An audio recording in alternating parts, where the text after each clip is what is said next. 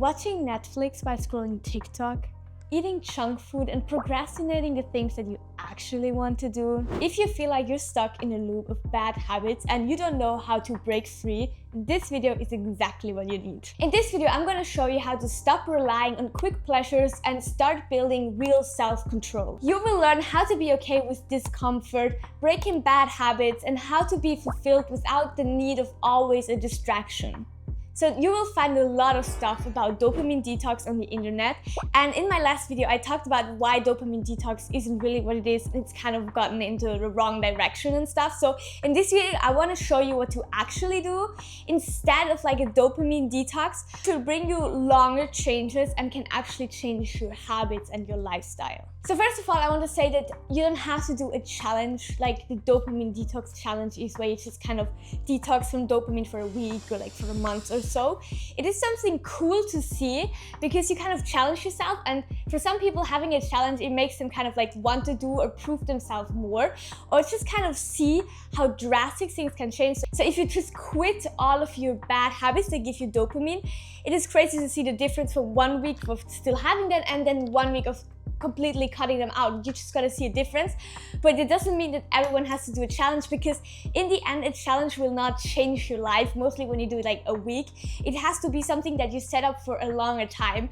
And if you do a challenge and you realize like, holy shit, this is far too much, like cutting everything off, I can't do that, then rather don't do it, because like in the end you just need the progress of getting to these good habits, and you don't have to do it all in 1 week. So for some people a challenge is not the best, but for some it's just really good to see, yes, this is what I'm missing out, the time that I could save and the bad habits that I do. But more important, it actually is just really implement these things, and it doesn't have to be in a week, and you will also not implement new habits in a week, I can say you that. So in the end, it doesn't have to be about setting up a dopamine detox challenge, but it's more about changing your bad habits into good habits over the long term. So no, you don't have to completely shut off all of your bad habits, because that will not bring anything. Because you're gonna go back so fast. You're gonna do it step by step by step, by focusing on one specific thing for a while and modifying that into a better habit. So see how specific things in your life and specific things that you do in your life impact you in a way, and see how you feel afterwards and why you feel like that. So you can slowly see what are the things that are not helping me or my mental health or my physical health. The first step is just literally just see even where are these, because I have the feeling there's so many, and sometimes we don't even see it. Sometimes like us checking every like 20 seconds our phone, and we don't even realize anymore, because for us it is so normal. So really focus on your everyday doings that you do, so all of your habits, even the one that you don't choose to do, or you don't said, yeah, it's a habit for me. Realize and see what are the small things that come together, or also the big things that make you feel in the end not good, or procrastinating things, or just kind of not helping you towards your goals. You can then set up a challenge and be like, yes, I'm gonna cut off all of these things, or like as much as I can, to see how much my life could change if I don't do them, how much time I have more, how much motivation I have, how clear my mind feels. You don't have to, but it's a cool option. Also, you can just choose some parts that you want to do. In the end, you just want to focus on some habits and start changing them, because you cannot just change your entire life in like 1 day. That just doesn't work. So let's take the example with scrolling your phone. Probably a bad habit that a lot of people have, and also one that like really hits your dopamine, and it's like, yeah, that's good. I mean, I think you know that. I think everyone knows that. But so basically, probably you're working or at school. So you come home, you feel tired, you have like zero motivation to do anything. You take your phone, this is you for like 2 hours. Yeah. So what do we do now? Because you still come home and you still have that feeling. And then you have to think about, okay, what feeling do I have? Like, why am I going on YouTube, Instagram, whatever?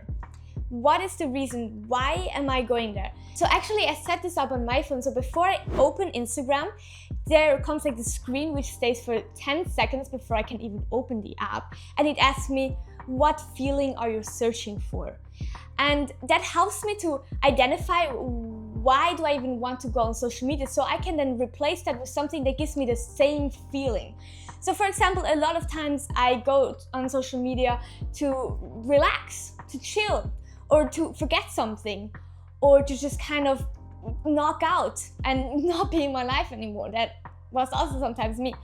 And with realizing why you do that, you can change the thing, and you can like bring an alternative thing that you can do instead of scrolling that gives you kind of the same reason and emotion that you wanted to have from scrolling. So a very basic example could be that instead of scrolling, which makes you relax, you could read a fantasy book, which probably takes a little more of like energy in your brain. Yes, fine, because like it's so easy to scroll. Like truly, this is not really something that you'll find. Besides probably meditating or just sitting there listening to music and drinking coffee, tea, I don't know, like I'm not a coffee person. But taking a book would be a very good option because it still really knocks you off if you have a good one, and it still brings you that relaxation.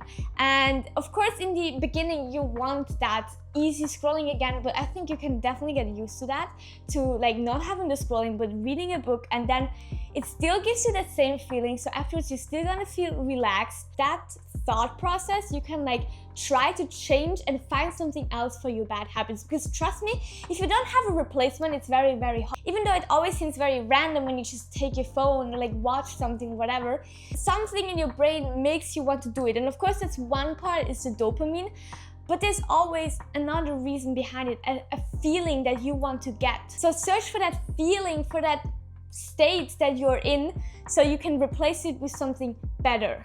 I think in general it should kind of be a rule that you should like change all your bad digital habits with something that is analog, that you do in real life, because that gives you so much less dopamine, because that makes you so much more present and less overstimulated with everything. So you find that out for your starting habits that you choose, which should be 1, 2, not more, probably 3, but that's enough. So you can really focus on that, and you can see how does it change when it is harder to do the replacement thing that you said you would do, and when it is easier to do it.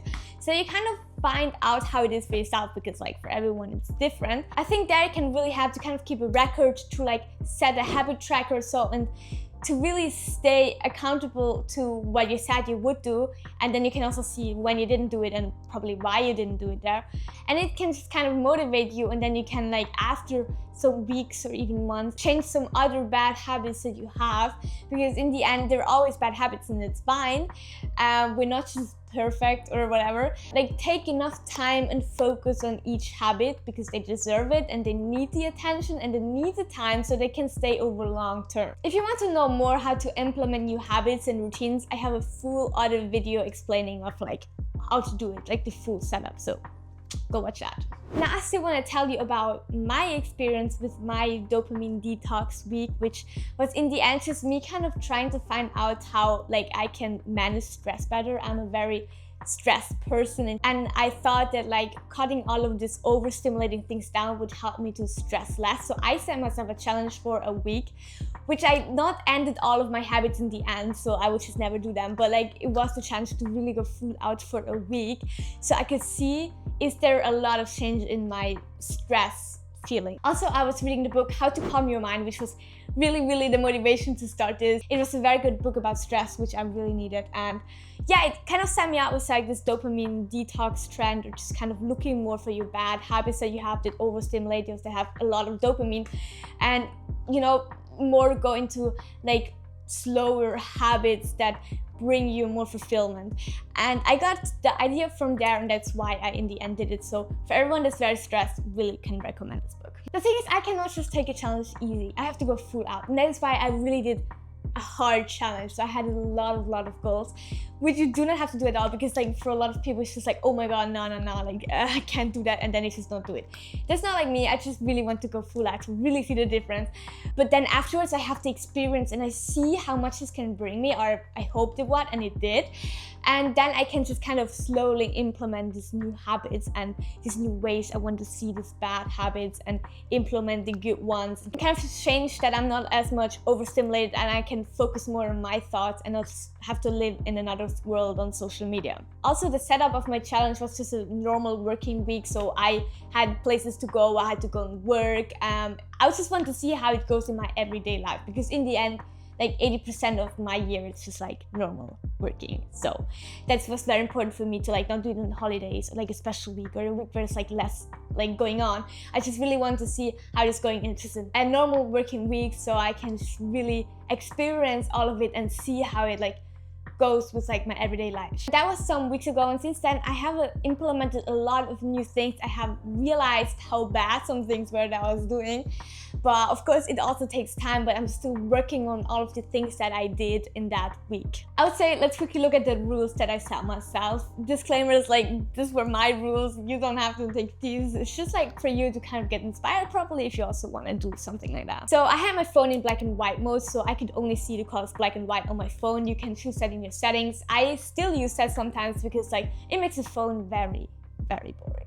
And that was exactly the goal, because like my phone should just be there. Like it shouldn't be as interesting as it is normally. Yeah, and then I didn't use social media at all in that week. I do just use social media again now. It's just very restricted, and I also use now an app that kind of keeps me accountable, and I can only go on the app for a specific time. No music. Honestly, that one is so random. Like in the end, you're probably gonna think like, what the fuck? Because music is the best thing in the whole world, like oh my god. But I just really wanted to do that since like a while, because it's hard to explain, but I have the feeling that was like my go out thing, because music was so important for me. But I also knew that because I'm always listening to music, I'm just never really in my thoughts as much as it could be as like there's no music playing. The only music I allowed myself to listen to was frequency music, which I know is good, and it's like just really background kind of music, and that was very intense, I have to say. But honestly, I love that I did it, so also I can just say that I did it. And yeah, I really realized that sometimes it is really good to not listen to music. Like for example, when I went on a walk, I was like, oh yeah, actually also kind of cool without music, or just like very in your thoughts. I was very in my thoughts in that week, so that crazy that I did that. Yeah, then also no sweets, which is honestly something I anyway don't really do. I normally just kind of eat chocolate. That's kind of my guilty treasure. But yeah, that was not as hard since I anyway didn't do it as much. And I know that like to break that sugar addiction habit that I have, I would need far much more time. And I'm still trying to kind of just cut my sugar slowly lower and lower and lower, so I don't need as much and I don't have the addiction to this, yeah, sugar, which I don't want. Then no online shopping and no junk food. Honestly, was very easy because I anyway don't really do that, so, or like just very rarely. I added some other things which don't really have a lot to do with dopamine, just to like make it even more interesting. And that would be that I would go later to sleep at night and wake up at 5, because it's just 5. I normally anyway kind of do that, or like in that range around, but I really just want to set it clearly. And honestly, like every day at 5 in the morning, I was so ready to wake up, because I knew like I didn't want to disappoint myself and don't do it in this week. It was absolutely amazing. So I mean, I'm still waking up between 5 and 6 like every day, so that is just keep going and going on. And every day taking a cold shower because I know it's good. And yeah, that was just also things that I set myself. I did all of these things every single fucking day, which honestly I'm very proud of myself, and I realized a lot and learned a lot in this week. So I was very happy that I did it, even though yeah, it can seem hard or not. I don't know what you are doing, but like, yeah. So I really realized a lot of things, which I still want to kind of mention, so you can probably take some things as well. So the most I realized is that I was working so freaking productive and so focused. That was honestly insane. Like the hustles I had in this week, will never forget.